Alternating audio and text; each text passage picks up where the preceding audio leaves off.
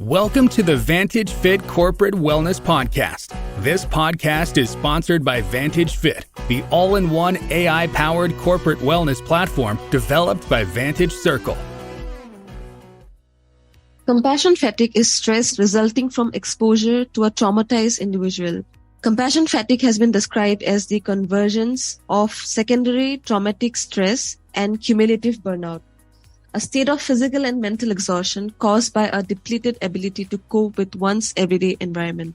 Hello and welcome to another episode of Vantage Fit Corporate Wellness Podcast. I'm your host Parishmita, and we have with us Barbara Rubel, a compassion fatigue speaker, to speak on the topic, the impact of compassion fatigue and moral injury on employee productivity and retention. Hello Barbara, welcome to our show. Thank you for inviting me. So we are very glad to have you here. Thank you. We'll begin with the first question. So, Barbara, what is compassion fatigue and what is the relationship between compassion fatigue and employee productivity? Well, compassion fatigue, there are two elements, secondary traumatic stress and burnout. So if you're an EAP or you work in HR or you're a supervisor or leader and you want to help employees, you could experience the first element, which is secondary traumatic stress. The employee experienced the primary trauma, but somehow, just by listening to them and being present for them, you experience the same symptoms, the secondary trauma. And your behavior changes even though you didn't experience what they did. The second element of compassion fatigue is burnout. And so that has nothing to do with your helping role. It has to do with the tasks in the workplace, your demands, balancing work and home, and the social conflicts. So when you ask what is compassion fatigue in a work setting, basically, if you are empathetic and compassionate and you know an employee is experiencing some difficulties in their life, you might experience burnout and secondary trauma. How can employers mitigate these negative impact of compassion fatigue on their workforce? Well, I think they could work on understanding that their energy is depleted, they're exhausted, they're mentally distancing from their job, they're becoming negative, they're becoming cynical, there's reduced professional efficacy, their productivity suffers. And if they're experiencing secondary traumatic stress, they're anxious, they're frozen, they have nightmares, they feel guilty, their productivity suffers. So first is just recognizing that it's more than burnout and being present for them and listening to them and understanding that we as humans in the workplace are doing the best that we can. So do you think that employees are less aware of the fact that they have been, encountered by or, they are going through some compassion fatigue issues? No, they don't realize it. Come back with me to September 11th. The airplanes go into the building and they kill thousands of people. Now, during the week of September 11th, I was working as a hospice bereavement coordinator, holding the hands of terminally ill patients. I was facilitating a suicide loss support group and an Alzheimer's group. I was teaching a master's level course at a college. I was teaching crisis intervention during the week of September 11th. And when I got into the car that night going home, I realized that I didn't want to hear one more story. Everyone to me in my world was dying, grieving, but I didn't know what it was. This is back it's September 11th, 2001, and I just thought I was burned out. I did not realize that it was compassion fatigue. And so many employers now, because of COVID and because of so much loss in the workplace, they realize that productivity is suffering and that they have to do something to mitigate the impact on productivity and retention. Because what is happening in the workplace is employees are saying, I'm done. There's too much loss in my personal life. It's hard for me to stay focused.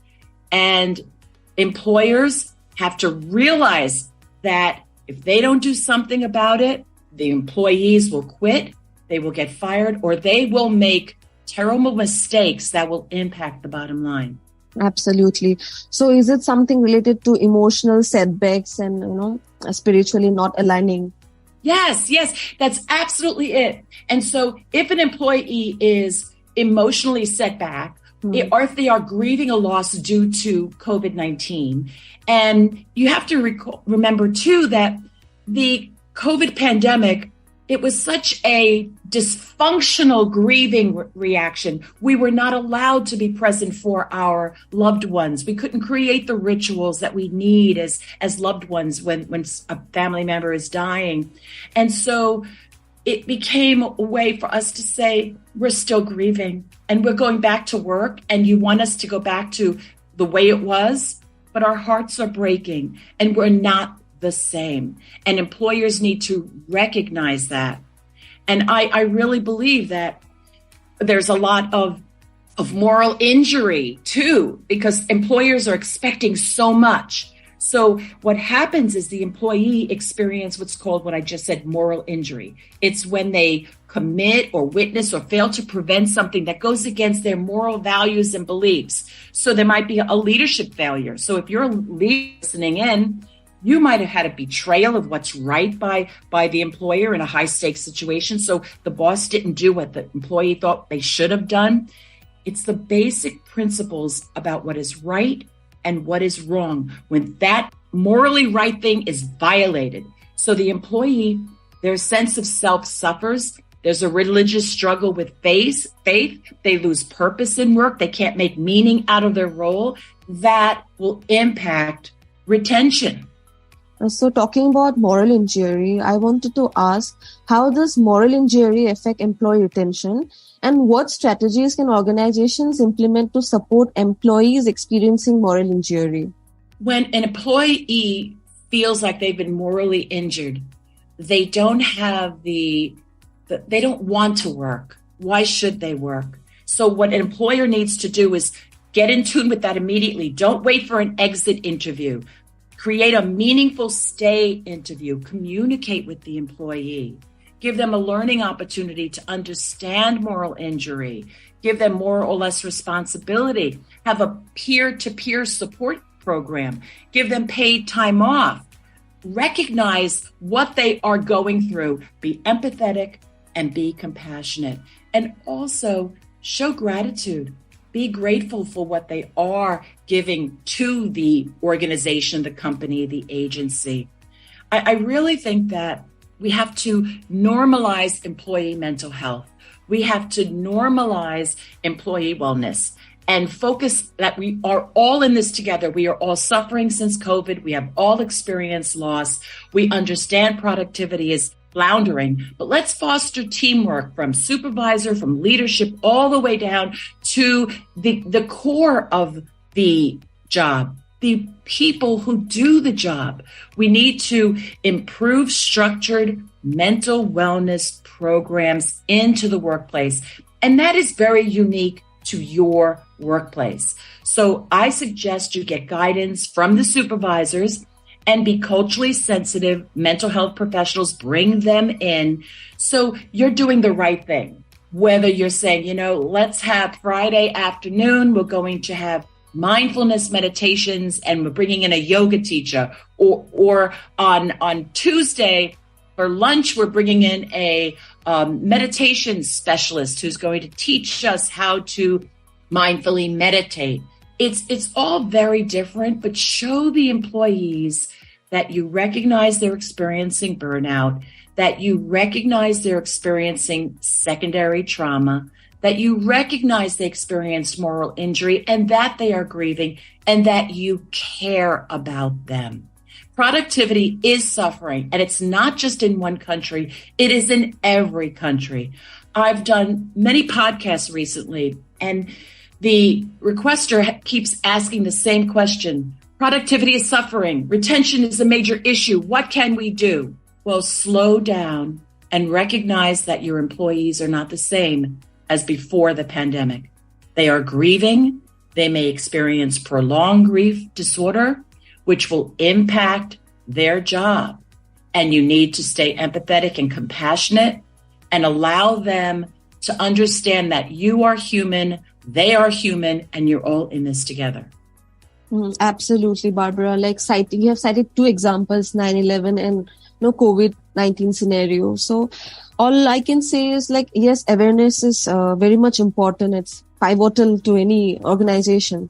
Truly. And, I'm a thanatologist. My specialty is sudden traumatic death. Although my keynotes focus on compassion, fatigue, and vicarious trauma, I recognize that we are all grieving. So an employee may come to work on Monday and you don't realize that they're still grieving a COVID-related death, or they're grieving a loss from 20 years ago, or their dog just died.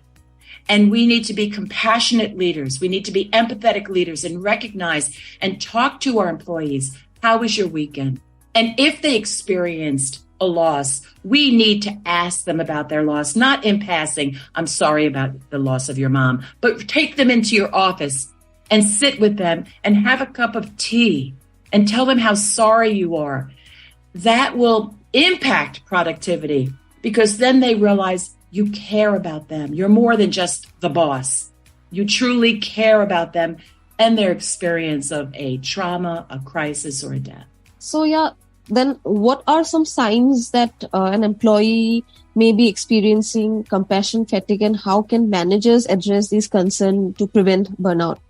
I think the bottom line is that you will see productivity suffering, but also the employee is not the same. They're not talking as they used to talk. They might be coming in late, leaving early, not meeting their deadlines, the things we talked about before, and recognizing that it's impacting every part of them, emotionally, cognitively, behaviorally, physically, and spiritually.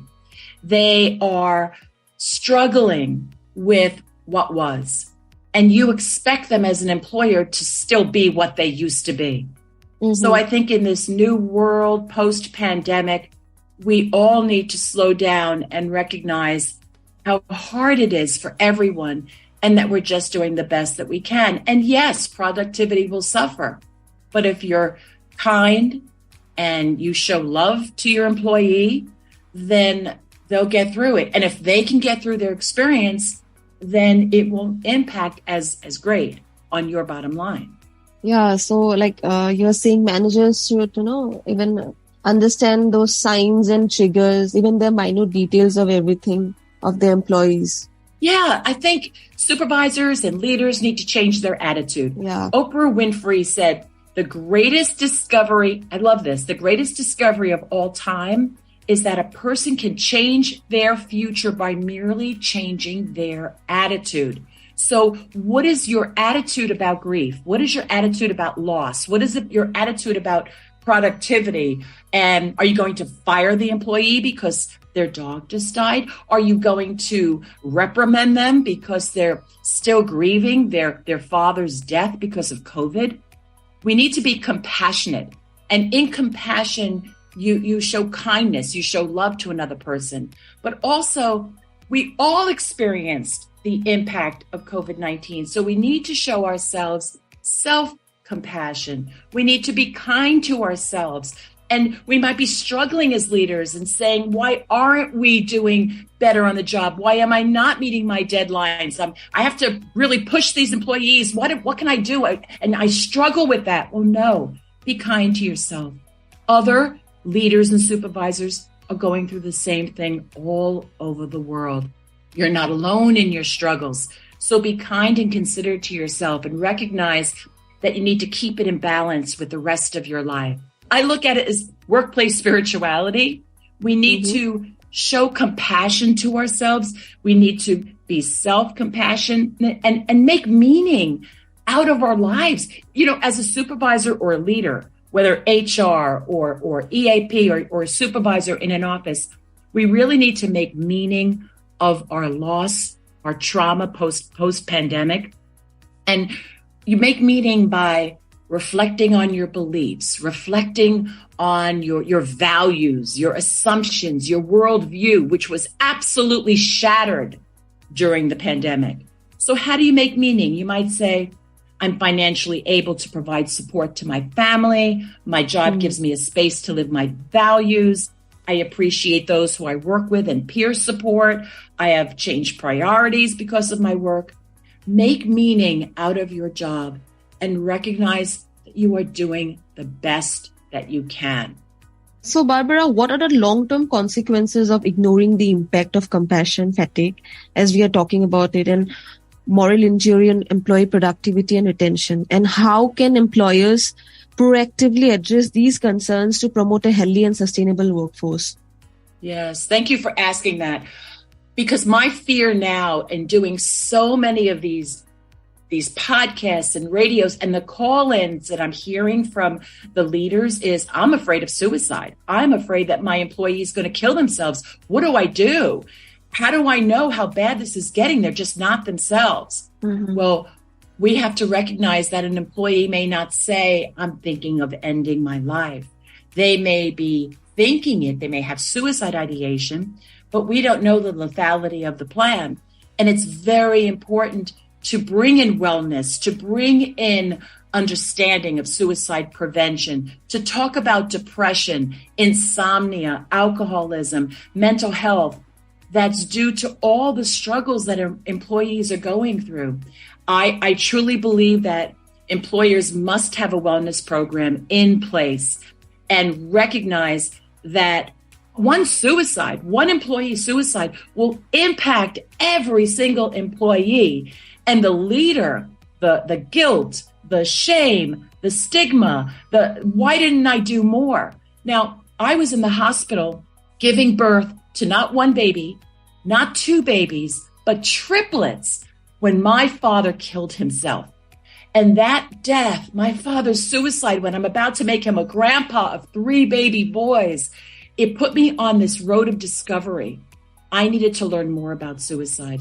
And I go into organizations and I speak on the importance of employee wellness, building their resiliency and recognizing the impact of loss and trauma and crisis and COVID and all the other things that we're going through. So if you are a leader, recognize that it is your role to protect your workforce and put your heart and soul into doing what you can to prevent a suicide. So what do you think, how can organizations create a culture of empathy and support to cure the negative effects of compassion fatigue and moral injury on employee productivity and retention? It comes down to you sitting in a quiet place as a leader, sitting in the quiet and being very mindful of your beliefs, your religious beliefs, your beliefs about the world, your values, your core values, your strengths. My greatest strength is love of learning. And so I'm constantly reading the research on compassion fatigue. Another strength is wisdom. So I'm constantly on stage. I'm a keynoter. I'm a trainer. So I'm teaching what I know. I think a leader needs to sit quietly in their space and be mindful of their greatest strengths and impart that on their staff through effective communication, by being present and listening, be an authentic listener and show compassion and empathy. If a leader is compassionate, the employees will understand that they are cared about, and that will increase productivity and decrease retention. Absolutely. Self-introspection is very much crucial, actually. So true. And that's my hope while we're doing this podcast today, that people are sitting back and listening and thinking, wow, I didn't need Barbara Rubel, compassion fatigue. I have never heard of this word before. Yes. They just think I'm burned out. They don't realize, no, you're grieving. You're grieving the way of the world it used to be, the political climate, the losses in your life, the friends that have moved away. You know, we are struggling. And when we recognize that we're struggling, but we're not alone. And that's what's wonderful. And thank you for this opportunity to talk today, because this is a podcast. And I'm here in the United States and you're in another country, and this person is going to be in another country. And we're all in this together. And we have to sometimes, during my full day trainings, I take all the attendees outside And I just say, stand, even though it's freezing, just stand outside for a minute and look up at the sky, look at the mountain, look at the water. We are not alone. This is a moment of awe. This is a moment to recognize that it's a gift. Whatever our faith is, it is a gift from our higher power to be able to live our lives and do the best that we can. But we're not alone. And we're all suffering, but we're doing the best that we can. So I'm very much intrigued with your answer, Barbara. Thank you so much for explaining this so well. It is such a privilege to be on your program today because I did mention suicide and the fact that my dad died. And maybe there's one listener who just felt like today's the day I'm going to end my life. I can't take it anymore. And by your giving me this opportunity today, we might have saved a life to reach out to someone, your clergy, your friend, a hotline number, and know that you are not alone. So how can our listeners reach out to you? Well, I am on LinkedIn. My name is Barbara Rubel, BARBARARUBEL. My website is my name, barbararubel.com. Also, I want to share one more thing. Stephen Covey said that the key is not to prioritize what's on your schedule, but to schedule your priorities. Wow. So I think we need to make it a priority to, reach out to me on LinkedIn and follow my work. Make it a priority to listen to more podcasts. Make it a priority to get a mental health checkup or see your general practitioner or call a friend. Make it a priority to reach out to your God. Make it a priority to live the life you should be living. I would like to add one more point to your answer, like analyzing all those internal and external factors that are affecting you and the life you are living. So it is also very important. Yes, thank you for that. It is important. And make you important. Put yourself first. Take care of yourself, and everything else will be okay. So would you like to suggest any valuable tips to our corporate listeners? I think the most invaluable tip is to recognize that your mental health is just as important as your physical health.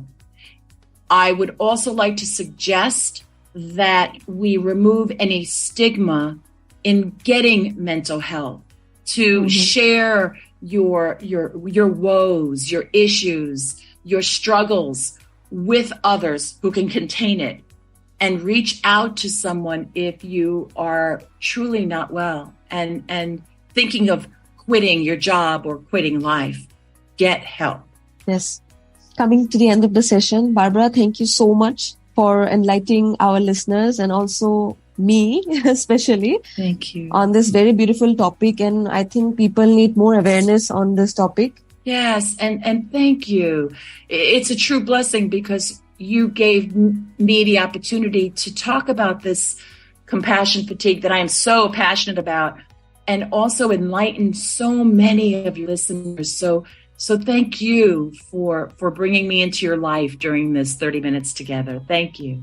Thank you so much, Barbara. My pleasure.